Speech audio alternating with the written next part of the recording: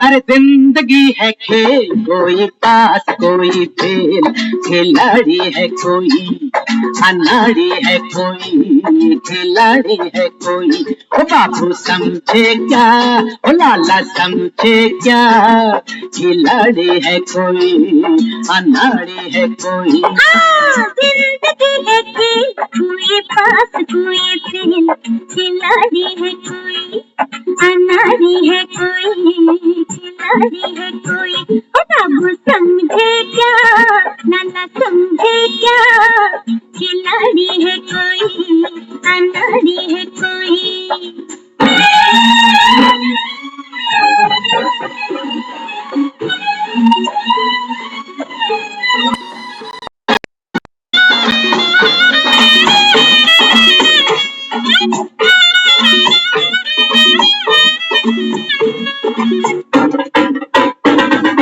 कुमुरैया मारे गिल कुमुरैया उड़े, तारा पड़सी उल्टा बोले पत्थर सिरा कूदे। कुमुरैया मारे गिल कुमुरैया उड़े, तारा पड़सी उल्टा बोले पत्थर सिरा कूदे। बातें कम कर काम ज्यादा जाता, हाँ? काम से होगा नाम ज्यादा जाता, समझे? बातें कम कर काम ज्यादा जाता, अरे काम से होगा नाम ज्यादा जाता। अरे अरे अरे अरे अरे अरे हाँ, उड़ती चिड़िया तेरे सदके गिर मत जाना, चलना बच के मिस्टर समझे क्या, वो सिस्टर समझे क्या, खिलाड़ी है कोई अनाड़ी है कोई, खिलाड़ी है कोई अनाड़ी है कोई।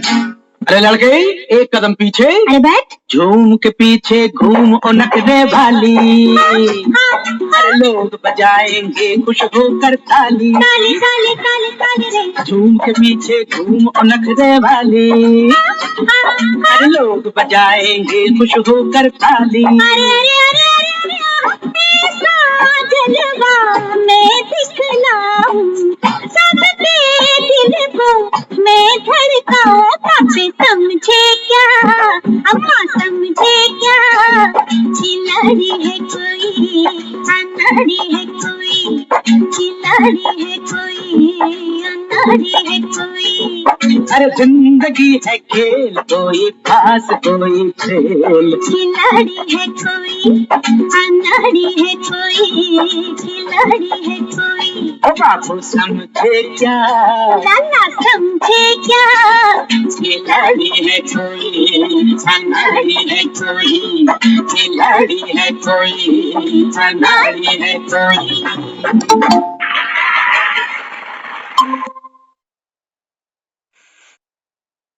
ओम शांति। ओम शांति। सभी को ओम शांति। जिंदगी है खेल, कोई पास कोई फेल। बाबा कहते हैं बच्चे ये जिंदगी तो खेल है, जीत और हार का, सुख और दुख का, खोए और पाए का, दिन और रात का। बाबा कहता है बाबा कहता है जो कुछ करके दिखाते हैं, बाबा कहते हैं वो तो खिलाड़ी हैं, और बाकी सब अनाड़ी हैं जो नीचे खड़े होके तालियां बजाते। हाँ, ज्ञान पे चलना माना जैसे रस्सी पे चलना। खेल देखते थे ना पुराने समय पे, अभी भी कई बार देखते हैं, खेल दिखाने आते हैं तमाशे वाले, तो दिखाते हैं एक रस्सी होती है, रस्सी के ऊपर वो छोटा सा बच्चा चल के दिखाता है। आपने भी देखा होगा कभी कभी वो टायर में पांव रखकर चल के दिखाता। कर्तव्य है ना उनके पास टैलेंट है, उनके पास हुनर है, और जो जनता नीचे खड़ी होती है वो तालियां बजाती है। अब बाबा भी बच्चों को यही कहता है। बाबा कहते हैं बच्चे ज्ञान पर चलकर दिखाओ। और जो नीचे खड़े होते हैं ना, जो ज्ञान में चलते हैं, ये उनके लिए ताली बजाते हैं। मंदिरों में देखा है ना कैसे तालियां बजाते हैं। जो भगत ताली नहीं बजाते उनको भी कहते हैं ताली बजाओ। क्यों? क्योंकि इन्होंने ज्ञान की रस्सी पर चल के दिखाया हुआ है। ऐसे नहीं मंदिरों में तालियां बजाते। और ज्ञान पर चलना ये कितनी बड़ी कला, कितना बड़ा टैलेंट, कितना बड़ा हुनर है। जो बाबा कहता है बच्चे कैसी भी परिस्थिति आ जाए, कैसी भी आत्मा के साथ आपका स्वभाव संस्कार टकराए, लेकिन बाबा कहता है आप ज्ञान की रस्सी नहीं छोड़ देना। रस्सी पे चलना देख लो कितना टफ होता है। एक बैलेंस की जरूरत होती है बस। अगर एक बैलेंस बनाना आ जाए ना, तो वो जो तमाशा भी दिखाता है ना, वो जो रस्सी पे चलता है ना, आप देखना उसके हाथ में एक बहुत बड़ा, जिसको कहते हैं डांग होती है, जैसे छड़ी होती है ना, लंबी सी काफी होती है। तो उसको हाथों में पकड़कर जब वो चलते हैं तो उससे बैलेंस बनता है। थोड़ा सा इस तरफ गिरते हैं तो यहाँ संभाल लेते हैं, यहाँ गिरते हैं तो यहाँ संभाल लेते हैं। बाबा कहता है बस ये बैलेंस तुमको आ जाए। फिर बाबा कहता है ये दुनिया तालियां बजाएगी, लेकिन बातें कम कर काम ज्यादा। बाबा कहते हैं बच्चे ज्ञान को सुनना सुनाना तो बहुत हुआ, अब बाबा कहता है इसको धारण तो करो। तो उड़ती चिड़िया गिर मत जाना। बाबा कहता है मैं तो तुमको रोज चढ़ाता हूँ। हाँ, ज्ञान से बाबा कहता है मैं तुम आत्माओं में बल भरता हूँ, रूहानी नशा भरता हूँ। लेकिन बाबा कहता है माया आती है, घड़ी घड़ी बच्चों का नशा गिरा देती है, अवस्था गिरा देती है। अपनी पोजीशन से बाबा कहता है तुम बार बार नीचे गिर जाते हो। फिर क्या कहते हो कि भाई अपने तो बस की नहीं है, यही तो कहते हैं। तो बाबा समझाता है एक बाप की श्रीमत है, इसको बाबा कहता है पकड़ के चलो। तो बाबा कहता है तुम्हारा बैलेंस बना रहेगा। बिना बाप की श्रीमत के कोई ज्ञान की रस्सी पे चल ही नहीं सकता। जमीन पे चलना क्या बड़ी बात है। रेंग रहे हैं कीड़ों की तरह, सभी रेंग रहे हैं। जो लड़ता है उससे लड़ाते हैं, जो दोस्ती करता है उससे दोस्ती कराते हैं, जो दुश्मनी करता है उससे दुश्मनी कराते हैं। जमीन पे चलना तो बहुत आसान है, जैसे को तैसा। लेकिन यहाँ बाबा कहता है बच्चे स्वमान में रहो, अपनी डिग्री नहीं भूलो कि भगवान ने तुमको संगम पर क्या डिग्री दी है। तो बाबा कहता है भगवान क्या बच्चा अगर उदास हो, परेशान हो, तो कौन कहेगा कि तू भगवान का बच्चा है? कहेगा कोई? कौन कहेगा कि चलो 7 दिन का कोर्स कर लो, तुम्हें ही कुछ नहीं मिला, कहते हो भगवान मिल गया, फिर भी उदास हो, फिर भी कहते हो मेरा मन रोता है, बुद्धि खाली, झोली खाली। तो बाबा कहता है बच्चे जब तक आप स्वयं नहीं भरपूर बनते, संपन्न बनते, जब तक बाबा कहता है आपके जीवन में कोई हलचल है, कोई बाबा कहता है अप्राप्ति है, तब तक कोई आत्मा बिलीव नहीं करेगी कि भगवान आया हुआ और तुमको मिल गया। क्योंकि कहते हैं भगवान जिसको मिले उसके तो जीवन में कोई कमी नहीं बचती। ये तो हमारे शास्त्र भी बताते हैं कि भगवान ने प्रसन्न होकर किसी को दर्शन दिया और क्या किया, फिर उसका उद्धार कर दिया, पत्थर कर दी नारी राम। बाबा कहते हैं मैं तुम्हारी ये पत्थर बुद्धियों को बाबा कहता है अभी चैतन्य शक्तियां बना लो। लेकिन बाबा कहता है बनेंगे तो वो जिनकी बुद्धि को मैं छू पाऊंगा। वो बाबा कहता है तुम्हारी बुद्धि फंसी हुई है दुनियादारी। आज भी बाबा ने बोला ना सुबह की मुरली में, बाबा कहते हैं कि बच्चे जब आप पुरुषार्थ से तुम्हारी स्थिति बनेगी ना, तो व्यर्थ के संकल्प विकल्प बाबा कहता है आपे ही छूट जाएंगे। लेकिन पुरुषार्थ करेगा कौन? पुरुषार्थ तो बाबा कहता है बाप करेगा। होमवर्क कौन करेगा बच्चों का? बाबा कहता है बच्चे करेंगे। ना बाप करेगा ना टीचर करेगा। होमवर्क बाबा कहता है बच्चे तुमको करना पड़ेगा। तो व्यर्थ को बाबा कहता है रोको। सारा दिन व्यर्थ में बुद्धि भागती जा रही है, भागती जा रही है। एक छोटा बच्चा हमारे घर में होता है ना, हम कितनी अटेंशन देते हैं। कहीं बाथरूम में ना चला जाए, पांव फिसल जाएगा, कहीं सीढ़ी की तरफ ना जाए, गिर जाएगा, कहीं छत पे ना पहुंच जाए। कितनी निगरानी रखते हैं एक छोटे बच्चे पर। और हमारा मन पता नहीं कौन सी खाइयों में खड्डों में जा जाके गिरता है, रोता है, चीखता है, चिल्लाता है, हमको तब भी सुध नहीं आती।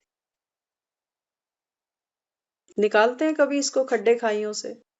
जब दुखी हो जाते हैं ना, तो किसी को फोन लगा बैठते हैं। वो मन भी कहता है मैं भी खड्डे में ही पड़ा हुआ हूं बहन, मैं भी बहुत दुखी हूं, मेरी भी प्रॉब्लम सुन। तो बाबा कहते हैं ये सारी दुनिया तो पतित है। हाँ, तभी तो बाबा कहता है तुमने मुझे याद किया हमको निकाल, इस मोह माया के बंधन से छुड़ा हमको, भवसागर से हमको पार उतार। तो बाबा कहता है फिर पकड़ो मेरा हाथ। अगर बाहर निकलना है तो उसका हाथ तो पकड़ना पड़ेगा ना। तो बाबा कहता है फिर ये श्रीमती मेरा हाथ है, ये मुरली वो कहता है मेरा हाथ है। ये हम कितना पकड़ पाते हैं? पूरी भी नहीं पकड़ पाते, तुरंत हाथ कहीं और जाकर किसी और को पकड़ आते हैं। क्योंकि बाबा कहता है निश्चय नहीं होगा बाप पर, तो बाबा कहता है फिर मैं तुमको बाहर नहीं निकाल पाऊंगा। तो आज की मुरली के द्वारा बाबा कहता है बच्चे, तुम बाप की श्रीमत से देवता बन जाते हो। सिर्फ सुनने से देवता नहीं बनने वाले, हमेशा ध्यान रखना। एक बच्चा भी स्कूल में जाता है ना, तो आप देखो, हम खुद भी स्टूडेंट लाइफ को हमने भी पास ऑन किया है, हम सब समझते हैं कि जब एक बच्चा स्कूल में जाता है तो वहां पर समय समय पर टेस्ट भी होते हैं। हाँ, वहां पर होमवर्क भी दिया जाता है, रिवीजन भी होती है, 2 महीने की छुट्टियां भी पड़ती हैं, तो भी सब तरीके का काम बच्चों को दिया जाता है, लर्निंग भी, हैंड राइटिंग भी, सब कुछ दिया जाता है। क्या हम मुरली को लेके इतना सीरियस हैं? बाबा कहता है बच्चे आप गॉडली स्टूडेंट हो। क्या सारा दिन हमको याद रहता है कि हम स्टूडेंट हैं? जैसे हमको सारा दिन याद रहता है कि मैं 2 बच्चों की मदर हूँ, मैं 2 बच्चों का पिता हूँ, मुझे ये काम करके पैसा कमाना है, बच्चों के लिए रोटी बनानी है। हमको हमेशा याद रहता है। उसके लिए हमको 1 घंटा सुबह जल्दी उठ के प्रैक्टिस नहीं करनी पड़ती कि मैं 2 बच्चों की मदर हूँ और मुझे इस घर में ये रोल करना है। हम कभी खुद को याद नहीं दिलाते क्योंकि हम स्वरूप बन चुके हैं। हम माँ बन चुके, हम माँ का स्वरूप बनकर अब वो भूमिका निभा रहे हैं। लेकिन जब बाबा हमको कहता है बच्चे आप गॉडली स्टूडेंट हो, तो हम तो स्वरूप बने ही नहीं ना। तो जब स्वरूप ही नहीं बने तो भूमिका कैसे निभा लेंगे? हमको तो 1 ही घंटा याद आता है कि अच्छा मैं स्टूडेंट भी हूं। क्या कहते हो? मुरली सुनने में मजा आता है, नो डाउट, क्योंकि बहुत प्रैक्टिकल बात बाबा हमको दिखाता है। हमको हमारा आईना दिखाता है बाबा कि देखो आप कहाँ खड़े हो अभी, जहां कल खड़े थे वहीं आज खड़े हो। कल से आज में एक स्टेप भी आगे बढ़े? कल से आज की अवस्था अच्छी हुई या और नीचे गिरती जा रही? तो बाबा कहते हैं बच्चे अभी बाप की श्रीमत से तुम देवता बनते हो। उनकी श्रीमत का शास्त्र है श्रीमद् भागवत गीता, और ये बाबा कहता है मैं स्वयं तुमको सुना रहा हूं, वो पुरानी भागवत नहीं समझ लेना। तो बाबा कहता है प्रश्न किया, सतयुग में हर चीज अच्छे से अच्छी सतो प्रधान क्यों होती है? बाबा कहता है सतयुग में हर चीज तुमको सतो प्रधान मिलेगी, A1। वहां की प्रकृति, वहां का पानी, वहां का दूध, वहां के फल, वहां के संबंध, हर चीज बाबा कहता है वहां केवल सुख और शांति है। वहां बाबा कहता है दुख कौन सी चिड़िया होती है ये कोई नहीं जानता, चिंता क्या होती है ये किसी को नहीं पता। क्यों बाबा कहता है सतयुग इतना सतो प्रधान है? जहां दुनिया याद करती है स्वर्ग को, मरता तो कहते हैं स्वर्ग चला गया। बाबा कहते हैं क्यों स्वर्ग की इतनी महिमा है, क्यों ये स्वर्ग इतना सतो प्रधान है? तो आंसर सुनना, क्यों होगा? क्या लगता है आपको? कोई आंसर है आपके मन में? सतयुग सतो प्रधान क्यों है? कोई आंसर मन में है तो बताओ। अनीता दीदी, सुषमा दीदी, कोई मन में अगर आंसर हो कि सतयुग क्यों सतो प्रधान है तो बताओ, नहीं तो फिर बाबा से सुनते हैं। बाबा समझाते, बाबा कहते हैं बच्चे क्योंकि सतयुग के मनुष्य, बाबा कहता है सतयुग की मनुष्य आत्माएं सतो प्रधान है। समझे? हम कभी कभी किसी किसी घर के बारे में कहते हैं इस घर में बहुत शांति है, तो क्या लगता है आपको किस चीज की शांति है? वो सोफों की, अलमारी की, बेड की? किस चीज की शांति है? वो शांति है वहां के रहने वाले लोगों की। तब हम कहते हैं इस घर में बड़ी शांति है। और जिस घर में झगड़े चलते रहते हैं, वहां कौन झगड़ रहा है? सोफा टेबल, पलंग कुर्सी? नहीं, वहां रहने वाले लोग लड़ते हैं। तो हम कहते हैं ये घर में तो बड़ा झमेला, बहुत झंझटबाजी है, आए दिन कुछ ना कुछ चला ही रहता है। तो बाबा हमको समझाता है बच्चे सतयुग में सतो प्रधानता क्यों है? बाबा कहता है वहां की जो मनुष्य आत्माएं है ना, वो बाबा कहता है सतो प्रधान, इसलिए। और बाबा हमको वैसा ही बना। तो यहाँ बाबा समझाता, बाबा इस शरीर द्वारा समझाते हैं इस निश्चय में ही रमण करना है। बाबा कहते हैं बच्चे, मैं पर काया में प्रवेश कर कर तुमको ये ज्ञान सुनाता हूं। तो बाबा कहता है हमेशा तुम्हारी बुद्धि में रहे कि बाबा इस शरीर के द्वारा हमको ज्ञान सुनाता है। है सारी मनुष्य सृष्टि, परंतु वह है ईश्वरीय बुद्धि सतयुग, यह है आसुरी बुद्धि कलयुग। सारा जो खेल है बाबा कहता है ये तुम्हारी बुद्धि का ही है। बुद्धि तुम्हारी आसुरी हो गई तो बाबा कहता है तुमने इसको कलयुग बना दिया। हम ही ने तो बनाया। हाँ, हम जो कहते हैं आज के समय में कोई भी चीज शुद्ध नहीं है, हर चीज में मिलावट है, तो मिलावट कौन कर रहा है? कौन कर रहा है मिलावट? हम ही तो कर रहे हैं। करने वाले भी हम, क्लेम करने वाले भी हम, ब्लेम करने वाले भी हम, जनता भी हम, तो जनार्दन भी हम। तो बाबा यहाँ समझाता है, बाबा कहता है बच्चे वहां पर है ईश्वरीय बुद्धि जो अभी बाबा हमको दे रहा है। कई लोग जब ये ज्ञान सुनते हैं ना तो कहते हैं ज्ञान तो बहुत रमणीक है, ज्ञान बहुत पवित्र है, प्योर है, लेकिन सिर्फ क्लासरूम तक है, इसको आप दुनिया में इंप्लीमेंट नहीं कर सकते, नहीं तो लोग कहेंगे ये पागल ही है कोई। कई लोग कहते हैं दुनिया बड़ी टेढ़ी है, ऐसे बात नहीं बनेगी। आज सुबह एक भाई बता रहे थे क्लास में, देखो ज्ञान तो हर आत्मा सुनती है ना, अब ग्रहण शक्ति देखो किसकी कितनी है। तो वो भाई बता रहे, कहते हैं मैं मेट्रो में था तो मेट्रो से एक स्कूल गोइंग लड़का था, वो विदाउट टिकट शायद था या कुछ ऐसा बता रहे थे। कहते हैं उसको काउंटर वाले ने पकड़ लिया और उसको कहा कि अभी पुलिस को बुलाते हैं। तो भाई तो रोज ज्ञान सुनते हैं, बहुत रेगुलर है भाई।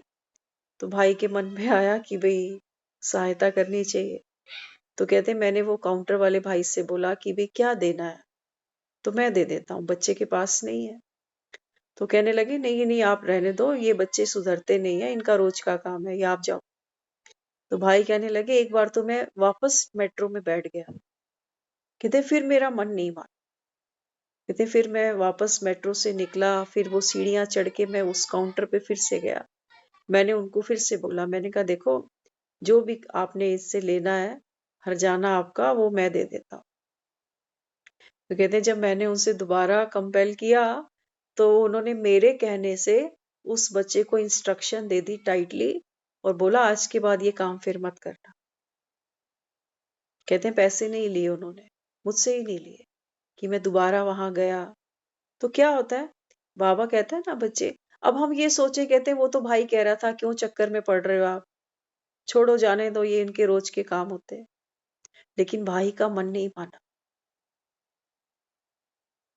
तो फर्क पड़ता है ना, जब हम ये ज्ञान सुनते हैं तो आत्मा के अंदर वो एक फोर्स भरता है कि जाऊं मैं किसी की सहायता कर दूं, अगर मैं कर सकती हूं तो। कर्मणा से किसी की सेवा कर रहा हूं, मेरे दो बोल बोलने से अगर किसी की समस्या दूर होती है तो जाकर बोल देती हूँ। नहीं तो आज के समय में कौन किसके पछड़े में पड़ता है? पड़ता है कोई? कोई भी नहीं पड़ता। तो यहाँ बाबा भी समझाता, बाबा कहते हैं देखो यहाँ पर है ईश्वरीय बुद्धि। बाबा कहते हैं बच्चे तुमको सबको सुख देना है, लेकिन हम क्या सोचते हैं, हम कहते हैं हाँ हम सुख दे सकते हैं बाबा, बाहर दे सकते हैं, मंदिर गुरुद्वारों में जो मांगने वाले बैठते हैं, क्योंकि वो तो हमको दुआएं देते हैं, मुंह पर ही कह देते हैं भला हो तेरा, जीते रहे। हाँ, लेकिन जो हमसे गलत चलते हैं ना, वहां कैसे दुआएं देते। इसका मतलब ये है कि हम बाहर जाके तो झाड़ू लगा देंगे, लेकिन अपने घर की सफाई नहीं करें।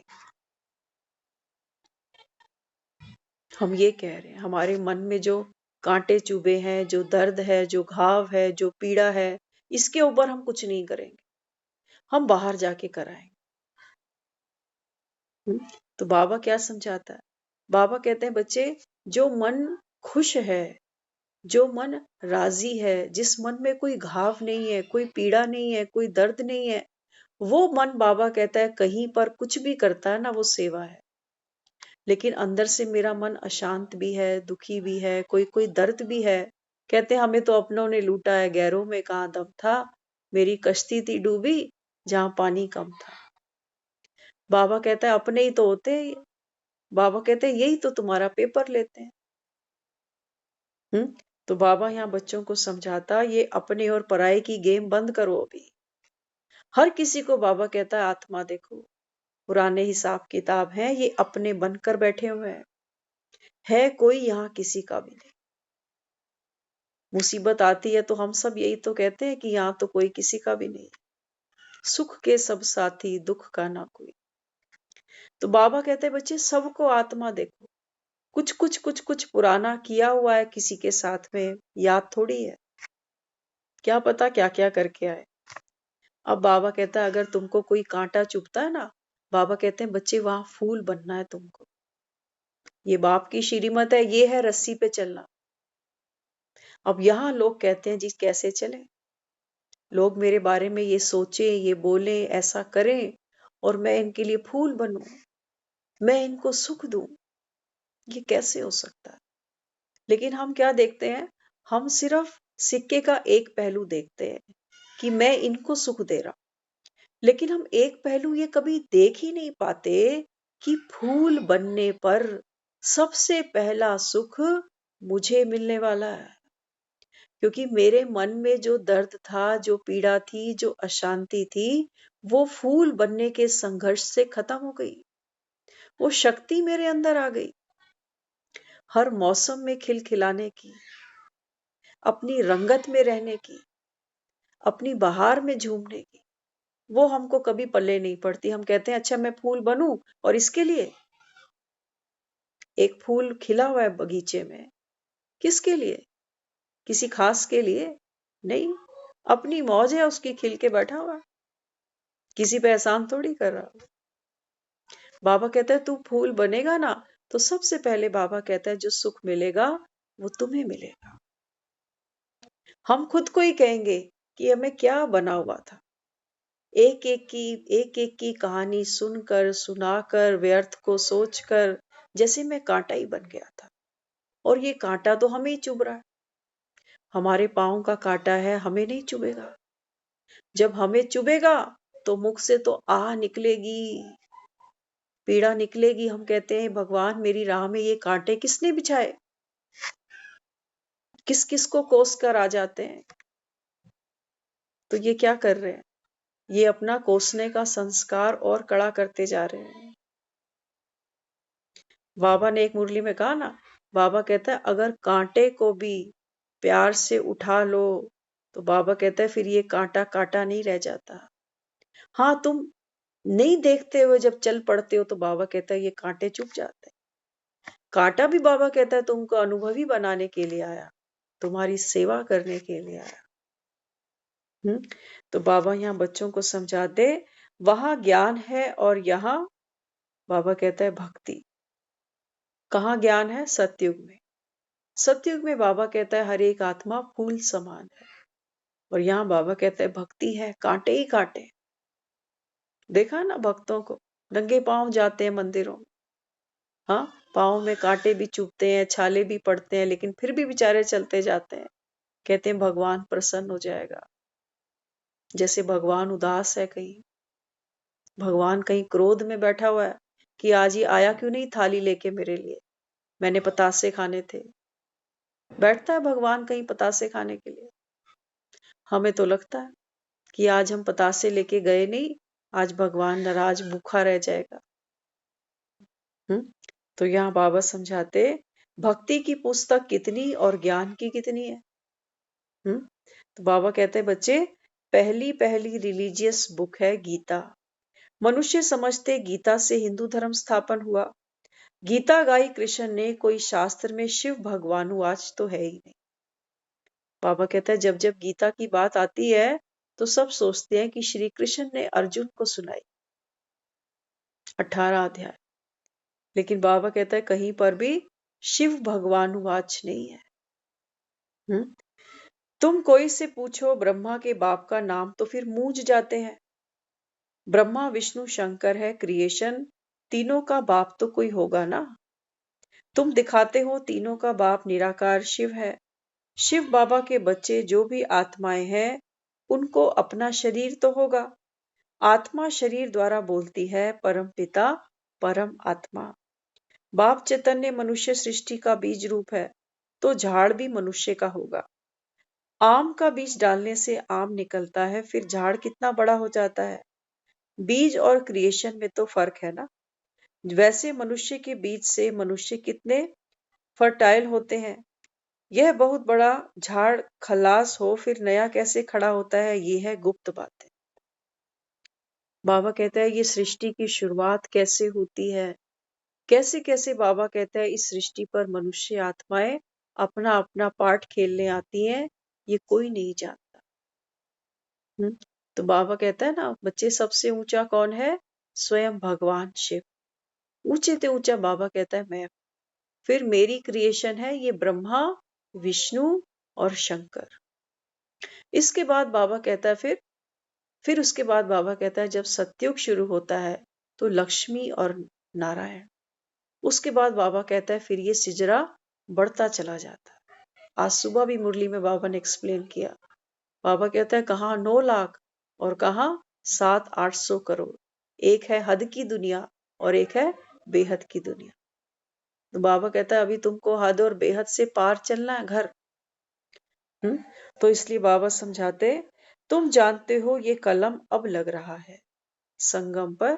बाबा कहता है जब मैं आता हूं तो ब्रह्मा का पाठ शुरू होता है और ब्रह्मा के द्वारा तुम कितने ब्राह्मण रचते हो। हम सब ब्राह्मण बने ना। तो बाबा कहता है फिर यही ब्राह्मण क्या बनते हैं? बाबा कहता है आप ब्राह्मण ही देवता बन जाते हो। ऐसे बाबा कहता है ये गुप्त रीति सतयुग का कलम अभी लग रहा है। लेकिन बाबा कहता है तो गुप्त, क्योंकि बाप भी गुप्त है, ज्ञान भी गुप्त है, ब्रह्मा भी गुप्त है तो ब्राह्मण भी गुप्त है। तुम जानते हो अभी ये कलम लग रहा है। सतयुग का पहला पत्ता तो कृष्ण को ही कहेंगे। नया पत्ता छोटा होता है, पीछे बड़ा होता है। तो श्री कृष्ण को छोटा सा बच्चा दिखाते हैं ना।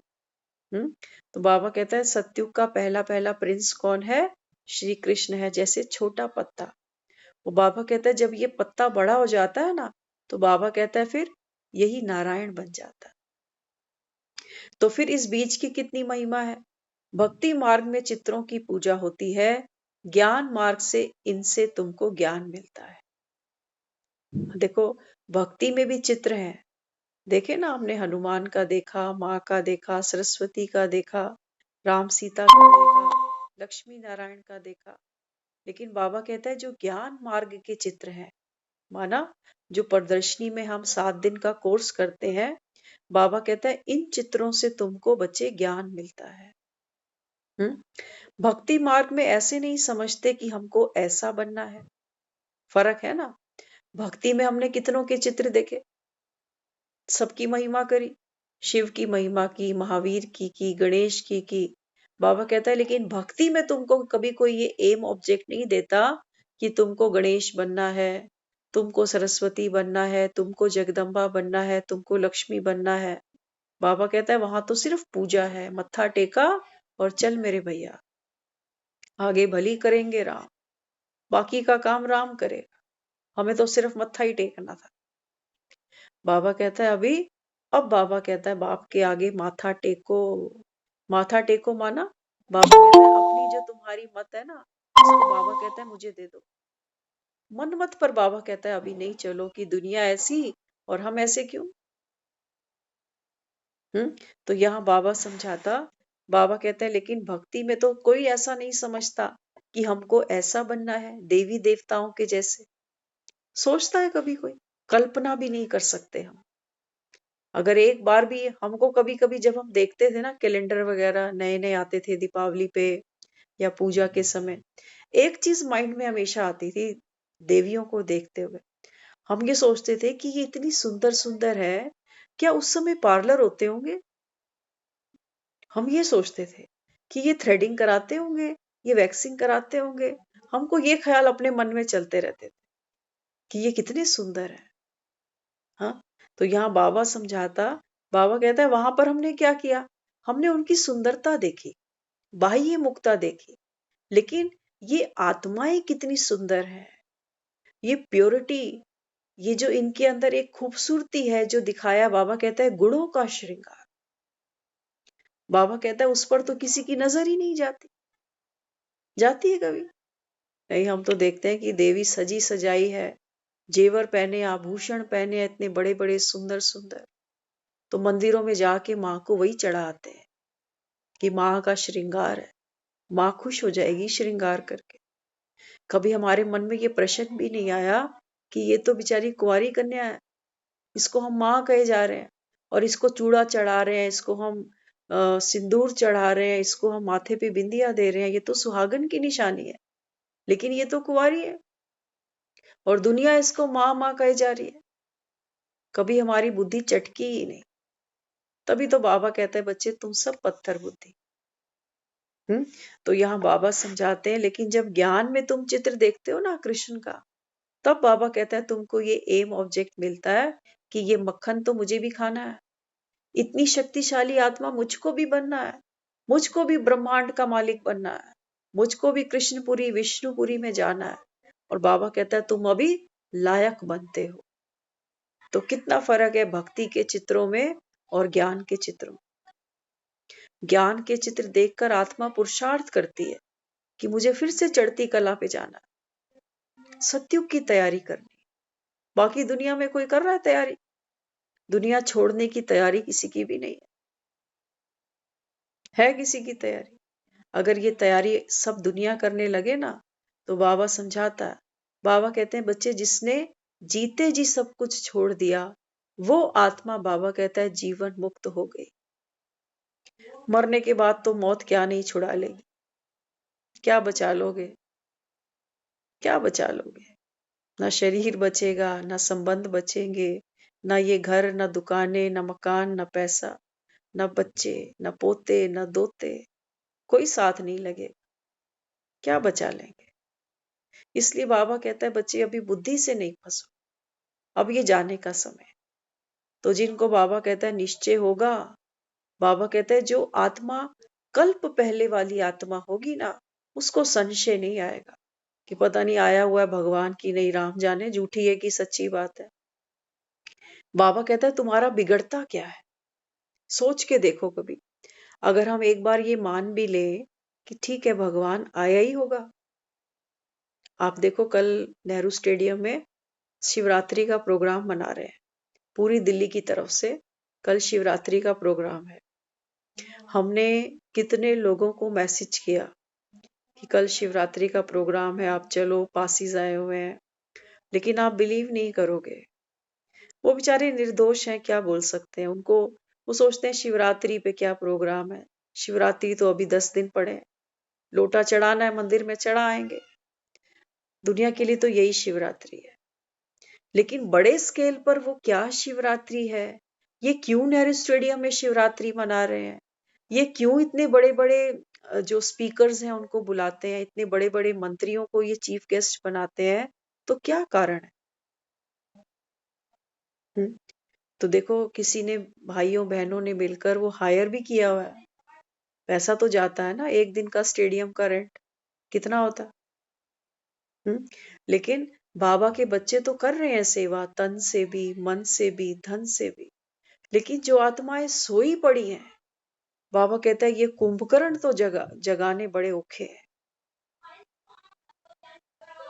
कोई हॉस्पिटलाइज्ड है, कोई कहता है कि मेरे घर में काम है, कोई कहता है किसी मेहमान ने आना है, कोई कहता है हम आउट ऑफ दिल्ली हैं।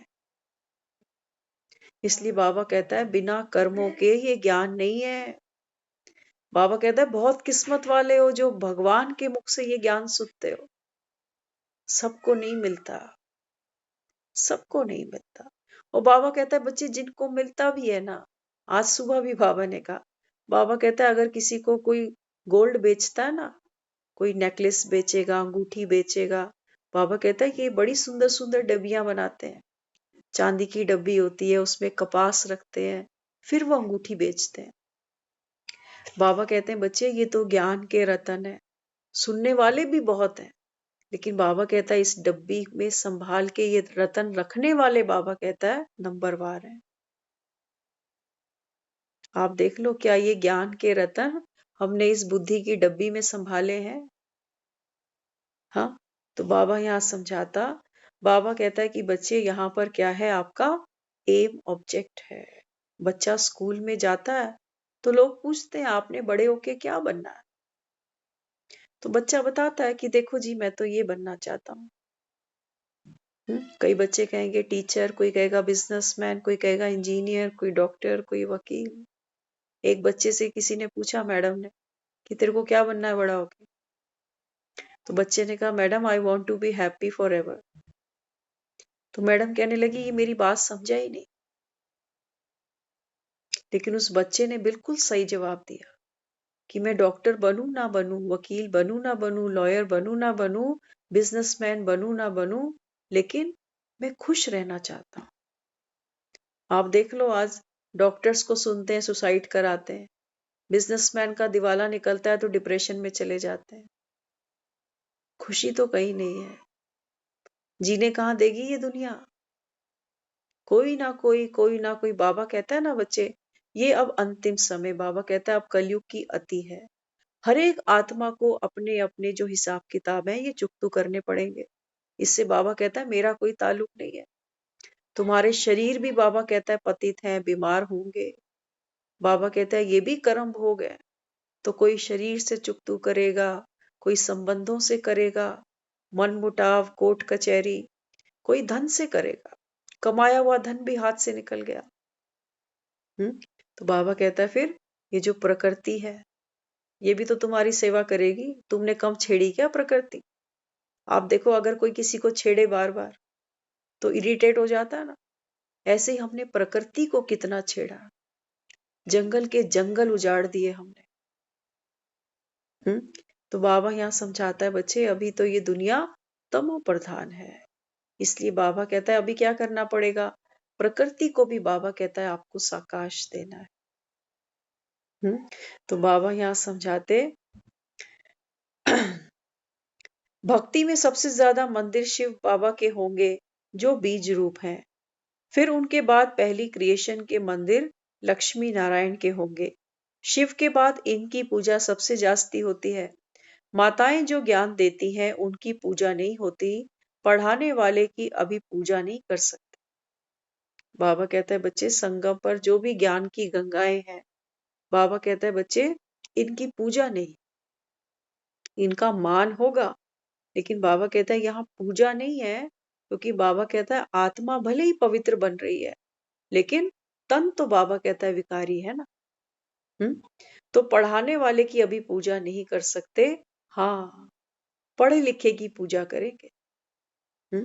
बाबा कहता है जब ये सतयुग में पढ़े लिखे दिखाई देंगे ना, डिग्रियां हाथ में होंगी इनके, हाँ तो कोई मायापति बनेगा, कोई प्रकृतिपति बनेगा, तब बाबा कहता है ये दुनिया इनकी पूजा करती है। जब तुम पढ़कर फिर अनपढ़ बनेंगे तब फिर पूजा होगी। क्या कहा बाबा ने? बाबा कहता है जब तुम सतयुग में पढ़ लिख जाते हो ना, तब भी बाबा कहता है तुम्हारी पूजा नहीं है, क्योंकि भगत नहीं है सतयुग में।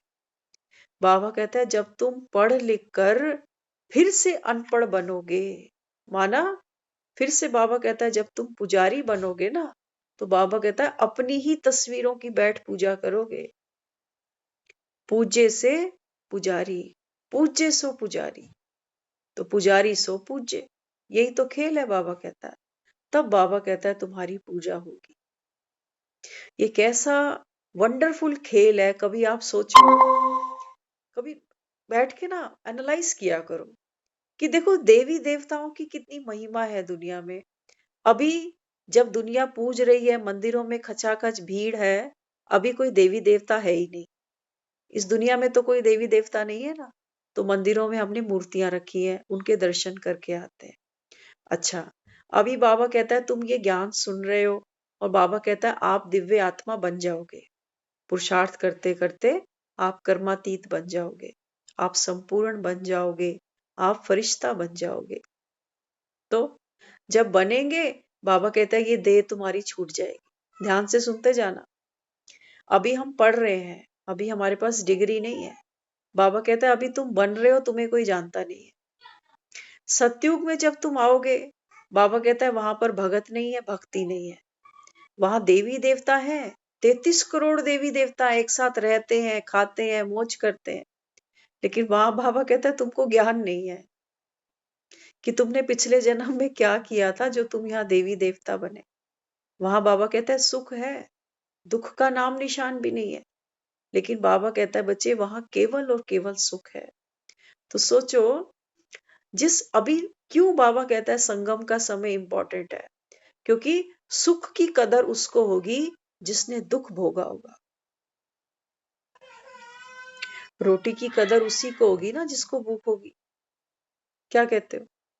अभी तो हम अनुभवी हैं, हम सब देखते हैं जीवन में दुख ही दुख है, तनाव है, चिंताएं हैं, मुसीबतें हैं, परेशानियां हैं। एक नहीं घटती 10 और खड़ी हो जाती, कभी मेरी तो कभी मेरे अपनों की। अभी तो हमने दुख देखा है, तभी तो बाबा कहता है बच्चे तुम नॉलेजफुल बनते हो। अब वो हमको सुख दिखाता है। वो कहता है देखो तुम इस दुनिया से निकल कर आए थे, तो जो आत्माएं उस सतयुग से निकल कर आई हैं, बाबा कहता है उनको निश्चय भी होगा, और वो बाप की बात पर पुरुषार्थ भी करेंगी और सेवा भी करेंगी। तो जब अभी हम कर रहे हैं, तो हम सतयुग में देवी देवता है, वहां भगत नहीं है। सुनते जाना। सतयुग में कोई भक्ति नहीं है, कोई मंदिर नहीं, पाठ पूजा नहीं। अब सतयुग के बाद त्रेता आया, तो वहां पर भी कोई मंदिर पाठ पूजा नहीं।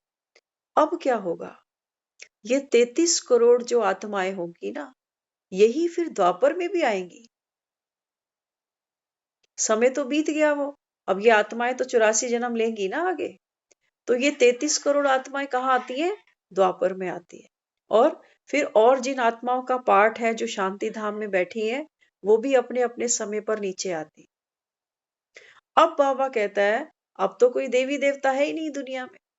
अब बाबा कहता है जब तुम बॉडी कॉन्शियस बनते हो ना, तो बाबा कहता है फिर तुम मंदिर बनाते हो, तुम शास्त्र लिखते हो, तुम मूर्तियां बनाते हो, तुम बाबा कहता है जो कर्म कांड है ये करते हो। तो देवी देवताओं के मंदिर बना दिए जब वो है ही नहीं दुनिया। हमने ही उनकी महिमा में वो किताबें लिखी सारी, वो आरतियां, वो चलीसे, क्या क्या हमने किया। तो बाबा कहते हैं देखो, और भगवान की या देवी देवताओं की ऐसे महिमा करते हैं, इतना प्यार करते हैं, जैसे किसी ने देखा है देवी देवताओं। अब ये देवी देवताएं कोई देख नहीं पाता। जब देवी देवताएं हैं तो भगत नहीं, और जब भगत आते हैं तो देवी देवता गायब हो जाते हैं। क्योंकि बाबा कहता है पतित दुनिया में देवी देवताएं नहीं रह सकते। 50% तो बाबा कहता है कल्प घूम गया, चक्र आगे बढ़ गया। 2500 वर्ष तो खत्म हो गए ना स्टार्टिंग के, जिसको हम स्वर्ग कहते हैं। बाबा कहता है फिर तो ये गिरती कला है द्वापर से। द्वापर से बाबा कहता है रावण का राज्य है, दुख है, चिंताएं हैं, धीरे धीरे बढ़ती जाएंगी, बढ़ती जाएंगी। जैसे जैसे और आत्माओं का पाठ खुलता जाएगा, वो सब बाबा कहता है नीचे उतरेंगी। ग्राउंड वही होगा, पृथ्वी उतनी सी ही है, लेकिन प्लेयर बढ़ते चले जा रहे हैं। कहते हैं यहाँ पैर रखने की जगह नहीं है, रोजगार नहीं है, भ्रष्टाचार है, झूठ है, छल है, कपट है। तो हर एक आत्मा में जो जो था उसने आकर एक्सपोज किया। तो दुख बढ़ा, दुख बढ़ा तो पूजा बढ़ी, भक्ति बढ़ी, मंदिर बढ़ गए। अब बाबा कहता है बच्चे जब अति हो गई, जब बाबा कहता है चप्पे चप्पे पर मनुष्य आत्माएं खुद को भगवान कहने लग गई कि हम ही है, हम ही सबको मुक्ति, जीवन मुक्ति देंगे, तब बाबा कहता है बच्चे मुझे आना पड़ता है। खोटे सिक्कों में एक सिक्का बाबा कहता है मैं खरा उतरता हूं। यदा यदा ही धर्मस्य, बाबा कहता है यही धर्म की ग्लानि करते हो। बाप को कहते हो सर्वव्यापी है, फिर भी धक्के खाते हो। खुद कहते हो हम नीच हैं, कपटी हैं। बाबा कहते हैं अपने आप को भूल बैठे। और देवी देवताएं, बाबा कहते हैं जो डबल अहिंसक आत्माएं हैं, उनके सामने जाकर बाबा कहता है हिंसा करते हो। आज एक नई बात संकल्प में आ रही है। हम कह सकते हैं हमने तो कभी मंदिर में बकरे नहीं चढ़ाए, हमने तो कभी शराब नहीं चढ़ाई मंदिर में। लेकिन याद करना, कभी ना कभी रोए जरूर होगे मंदिर में जाकर।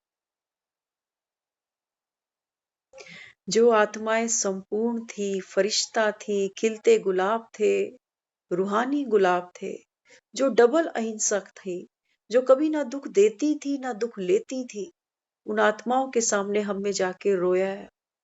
क्या हमने हिंसा नहीं करी उनकी? नहीं करी? खूब करी है। रोए तो खूब है हम, उसमें तो हमने मास्टरी पीएचडी कर रखी है। तो बाबा यहाँ बच्चों को समझाता है। बाबा कहते हैं कि बच्चे, पूजा भी बाबा कहता है अभी, भक्ति भी बाबा कहता है विश्राम लेगी।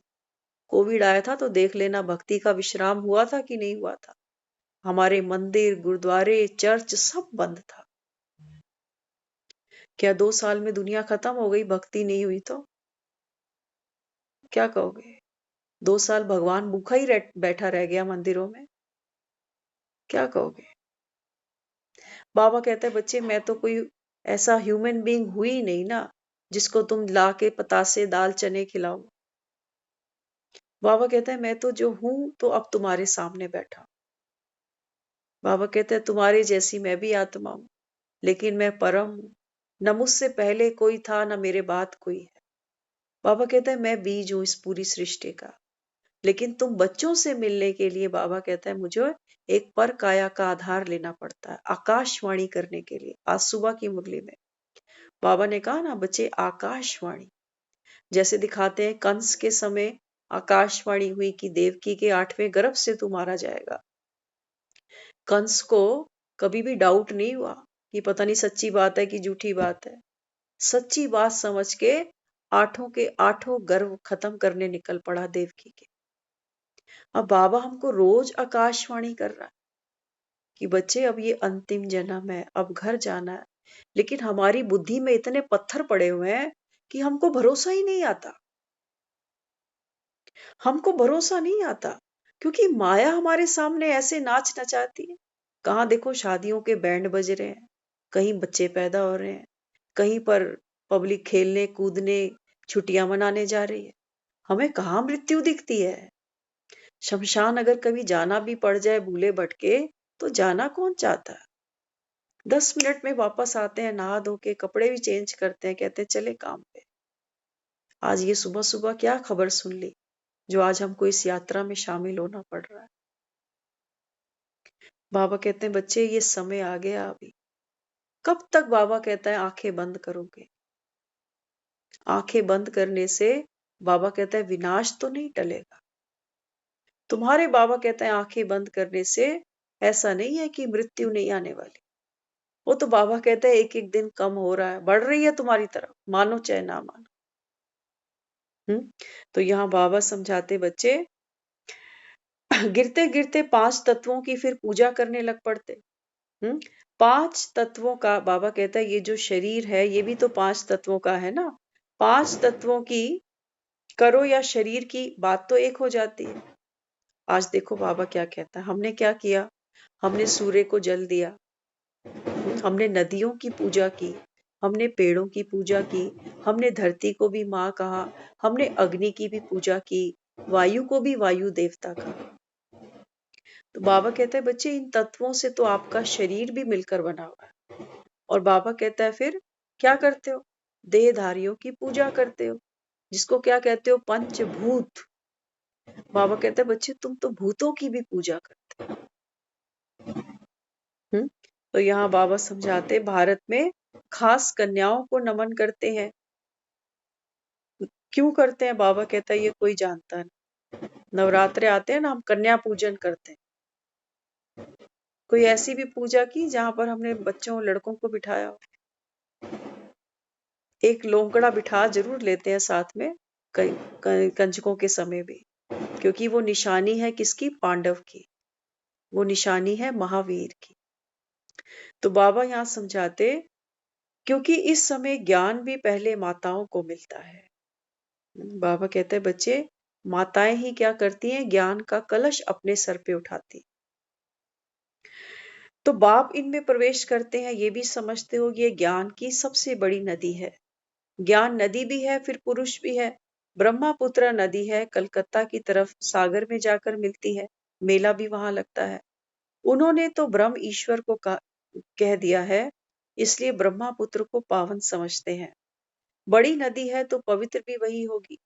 पतित पावन वास्तव में गंगा को नहीं, ब्रह्मपुत्र को कहा जाए। तुम समझा सकते हो, जो भी इस दुनिया में जड़ चैतन्य हूबहू रिपीट होंगे। कल्प कल्प जो पाठ बजाया है वही बजता रहता है। गुप्त ज्ञान का सिमरन कर हर्षित रहना है। बहुत ध्यान से समझना, ये बहुत इंपॉर्टेंट बात है। बाबा कहता है बच्चे, संसार में दुख है, कलेश है, पग पग पर बाबा कहता है कांटे बिछे हुए। लेकिन बाबा कहता है जो आत्मा रमणीकता के साथ, बोझ मानकर नहीं, रमणीकता के साथ, जैसे छोटे बच्चे आजकल देखो स्कूलों में जाते हैं ना, तो आजकल बच्चों को सिखाने के स्टाइल चेंज कर दिए। खेल खेल में बच्चों को क्या क्या सिखा देते हैं, ड्रामा कराते हैं, क्या क्या कराते हैं। तो ऐसे ही बाबा कहता है बच्चे, जितना गुप्त ज्ञान का सिमरण करते जाओगे, सिमरण करना माना जैसे आटा गूंथते हो ना, तो क्या कहते हो? आटे को जितना गूंथते हैं ना, ये उतना नरम होता है, रोटी अच्छी बनती है। ऐसे ही बाबा कहता है ये ज्ञान को जितना गूंथते जाओगे बुद्धि में, बाबा कहते हैं बच्चे, फिर क्या होगा? योग की रोटियां बहुत अच्छी अच्छी बनेगी। और जिसका योग अच्छा होगा, बाबा कहते हैं वो आत्मा हर्षित मुक्ता होगी। कहते हैं ना फूली हुई रोटी अच्छी लगती है। बाबा कहते हैं बच्चे, मुझे तुम्हारे चेहरे भी ऐसे ही अच्छे लगते हैं, हंसी से लाल लाल खिले हुए, तो फूली हुई रोटी की तरह। हाँ, तो बाबा यहाँ बच्चों को समझाता, जितना गुप्त ज्ञान का सिमरन करोगे उतना हर्षित रहोगे। वरदान है, जिम्मेवारी संभालते हुए आकारी निराकारी स्थिति के अभ्यास द्वारा साक्षात्कार मूर्त भव। स्लोगन, जो सच्चे रहम दिल हैं उन्हें देह व देह अभिमान का आकर्षण हो नहीं सकता। जो सच्चे रहम दिल हैं, सच्चे रहम दिल माना जो आत्मा 24 घंटे आत्म अभिमानी है। बाबा कहता है वो किसी भी दूसरी आत्मा पर कभी भी आवेश में नहीं आती। आकर्षित होना माना, आकर्षित होने का मतलब ये है कि जब किसी को गुस्सा आता है तो उसके साथ हमको गुस्सा नहीं आ रहा। अगर आ रहा है तो मतलब हम आकर्षित हो रहे हैं। जिस आवेग में वो है उस आवेग में हम भी आ गए ना। इसको बाबा कहता है, क्या कहा इसको बाबा ने? बाबा कहता है जो आत्मा रहम दिल होगी ना, रहम दिल कौन होगी? बाबा कहता है जो आत्म अभिमानी होगी। बाबा कहता है वो रहम दिल है। वो दूसरे को देखकर बाबा कहता है उसके साथ ताल से ताल नहीं मिलाएगी। अभी हम किसी से बात कर रहे थे, उन्होंने एक बहुत प्यारी बात बताई। वो कहते हैं हम ना, एक तो उनका शेड्यूल बहुत टाइट रहता है, उनको कोई बात करे, कोई आर्ग्यू करे, तो वो उन्होंने बहुत प्यारी एक बात बोली। कहते देखो हमारे पास ना टाइम तो होता नहीं। अब राह चलते कोई बोले कि यहाँ खड़े हो जाओ, तो हम कहते हैं अच्छा ठीक है, हम यहाँ खड़े हो जाते हैं। कोई बोले यहाँ आ जाओ, तो हम यहाँ खड़े हो जाते हैं, कि हमारे पास ना आर्ग्यू करने का टाइम नहीं है, तुम खुश रहो। खड़े होने का मतलब बात की हाँ में हाँ मिला, बाकी कोई किसी को यहाँ वहां खड़ा नहीं करना। कहते हमारे पास ना इतना समय नहीं है कि किसी से फालतू आर्ग्यू करे कि ये ठीक है वो गलत है। जो जैसा बोलता है हाँ जी ठीक है, चलो भागो अपने काम। कहते क्यों खड़े हो फालतू की मगज मारे इसके साथ उसके साथ। तो उनकी बात बहुत अच्छी थी। वो कहते हैं हम दूर भागते हैं ऐसे जगह से जहां पर कोई कोई बात बड़ी हो जाए। हम कहते हैं बस ठीक है, तुम जो कह रहे हो वो ठीक है, हम चलें अपने काम। फुर्सत ही नहीं। कहते हमारे पास रोटी खाने के टाइम नहीं मिलता कि हम ठीक से रोटी खा लें, अब इनके साथ क्या पंचायत करें। और ऐसे लोग देखो, उनका लाइफ में अगर विजन सुनते हैं ना, तो दंग रह जाते हैं। वो कई बार ऐसी बात करता है जैसे शिव बाबा बोलता है। वो कहते हैं देखो मेरी ऑर्गेनाइजेशन है, मैं ये चाहता हूँ कि जो भी एम्प्लॉइज मेरे से जुड़े हुए हैं ना, इनके बाल बच्चों को कभी भी दाल रोटी फुल्के की कमी नहीं आए। कोविड में कहते हैं हमने कितनों को पैसा दिया कि कितना चाहिए आप लोग, लेकिन बेईमानी नहीं करना। कहते लेकिन पैसा देते हैं तो लोग बेईमानी कर जाते हैं। फिर भी एम्प्लॉइज को संभालना, एम्प्लॉइज को बढ़ाना, कहते हैं बस मुझे यही अच्छा लगता है कि अपने बिजनेस को बढ़ाते जाएं, बढ़ाते जाएं, बढ़ाते जाएं। कि भगवान ने जीवन दिया है किस लिए? किस लिए?